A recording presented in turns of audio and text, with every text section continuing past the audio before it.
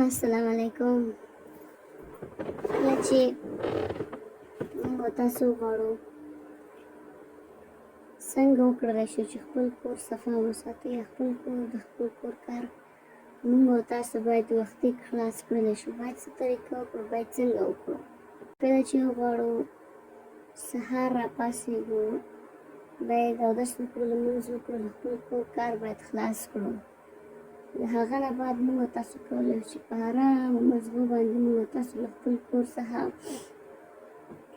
استفاده هم ترې واخلو، ورسره کښېنو خپل کور کې. او بله دا خبره چې کولی شو چې ډوډۍ هم چای هم هر څه په ارامه مزغو باندې باید موږ تاسو وڅښو وخورو.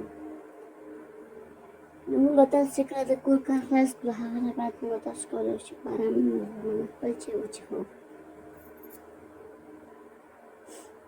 نو کله چې موږ تاسو له خپل کور کار خلاص کړو هغه نه بعد په ارامه مزغو باندې چای وڅښو. باور وکړئ ډېر خوند هم کوي، ډېره مزه هم کوي. بل دا خبره چې موږ تاسو باید خپل کور ښه صفا سوتره باید وساتو. نو